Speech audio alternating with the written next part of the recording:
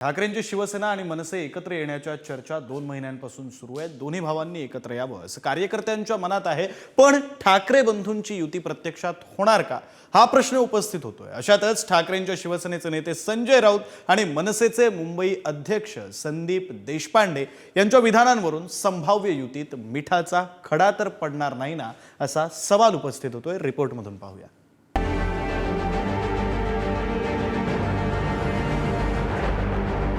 19 वर्ष झाली मनसे स्थापन तेव्हा कधी उत्साह वाटला ना, हल्लीच का तो उत्साह वाटायला लागलाय? हा प्रश्न विचारण्यात त्यांना कोणाला असा अधिकार नाही। ताटातले जे चमचे असतात ना, त्यांनी चमच्याचंच काम करावं। म्हणण्याला अर्थ उद्धव ठाकरे आणि राज ठाकरे यांच्याच। कोण काही म्हणेल येरा गबाळ आणि त्याला अर्थ नाही। चहापेक्षा किटली गरम ही म्हण मनसे नेते संदीप देशपांडे आणि ठाकरेंच्या शिवसेनेचे नेते संजय राऊत यांना तंतोतंत लागू होतीये। कारण एकीकडे ठाकरे बंधू युतीबाबत अद्यापही स्पष्टपणे बोलताना दिसत नाहीयेत, तर दुसरीकडे युतीवरून संजय राऊत आणि संदीप देशपांडे हमरी तुमरीवर उतरलेत। ठाकरे बंधूंच्या युतीच्या चर्चेवरून संदीप देशपांडेंनी संजय राऊतांवर हल्लाबोल करत ताटातला चमचा असं म्हटलंय, तर संजय राऊतांनी सुद्धा प्रत्युत्तर देत येड्या गबाळ्याचं काम नाही असं म्हणत देशपांडेंना टोमणा लगावलाय।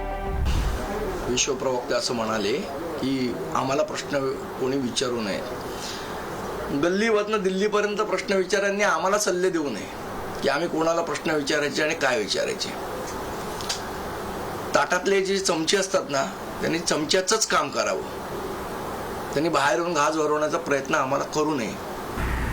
मी वारंवार सांगतो की उद्धव ठाकरे आणि राज ठाकरे हे दोन नेते किंवा भाऊच निर्णय घेतील। ठाकरे बंधूंना किंवा ठाकरे कुटुंबाला मी अनेक वर्ष पाहतो जवळून आणि ओळखतो, म्हणून मला माहिती आहे काय होणार आहे आणि काय होणार नाही। त्यांच्या म्हणण्याला इथे अर्थ नाही। म्हणण्याला अर्थ उद्धव ठाकरे आणि राज ठाकरे यांच्याच आहे। कोण काही म्हणेल येरा गबाळ आणि त्याला अर्थ नाही। आमच्याकडलं कोणी काय म्हणणार नाही, त्यांच्याकडलं कोणी म्हणणार नाही। 2 महिन्यापूर्वी राज आणि उद्धव ठाकरेंनी युतीसाठी हात पुढे केलेत, मात्र प्रस्ताव आधी कुणी द्यायचा यावरून घोडं अडल्याचं बोललं जातंय। एकीकडे युतीच्या चर्चा सुरू असतानाच 10 दिवसांपूर्वी मुख्यमंत्री देवेंद्र फडणवीस आणि राज ठाकरेंमध्ये भेट झाली आणि त्यामुळे वेगळ्या चर्चा सुरू झाल्या। तर आता मनसेसोबत युती करण्यासाठी शिंदेंची शिवसेना आग्रही असल्याचं समोर आलंय। 19 एप्रिल 2025 ठाकरे बंधूंचा साथ प्रतिसाद, मात्र प्रस्तावावरून घोडं अडलं।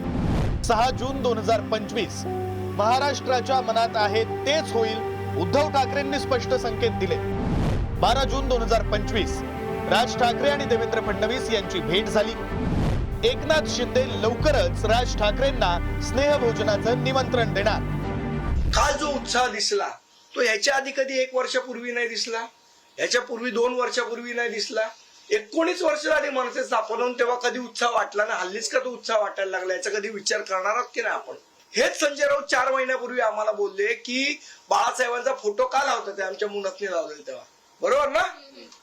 मग तेव्हा 4 महिन्यापूर्वी अचानक विचार बदलण्याचं कारण काय? हा प्रश्न विचारण्यात त्यांना कोणाला असा अधिकार नाही। आम्ही त्यांना भूतकाळात काय झालंय विचारणार नाही त्यांच्या बाबतीत, आणि विचारलेलं सुद्धा नाही।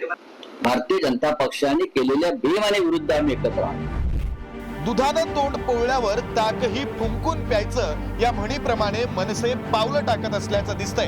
कारण यापूर्वी राज ठाकरेंनी 2 वेळा टाळीसाठी उद्धव ठाकरेंकडे हात पुढे केला होता, मात्र दोन्ही वेळा मनसेला रिकाम्या हाती माघारी परतावं लागलं। 2014 मनसेनं पुढाकार घेतला होता।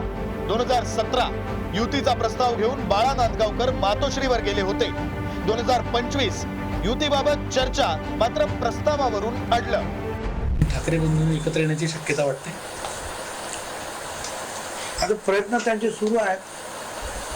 काय असं आहे की माझ्या यांनाही शुभेच्छा आहेत, त्यांनाही शुभेच्छा आहेत, त्यांनाही शुभेच्छा। मग काही कौटुंबिक वाद मिटून एकत्र, परंतु हे आपलं एक विशफुल थिंकिंग आहे। राजकारणात त्याचा काही फारसा काही उपयोग होत नाही। पण मला तूर्त तरी वाटतं की काही होणं सगळं फार कठीण दिसतं। बघा, भुजबळ साहेब एक ज्येष्ठ नेते आहेत, दांडगा अनुभव आहे। ते ठाकरेंना पण फार जवळून ओळखतात, पवार साहेब कुटुंबाला फार जवळून ओळखतात, म्हणून त्यांच्या अनुभवी पोटी ते काही वक्तव्य करत असतील। मला माझ्या महाराष्ट्राच्या जनतेची चिंता आहे। कोणाचे घरातली भांडं मिटून अगर एकत्र येत असतील तर त्याच्याबद्दल समाधानच आहे।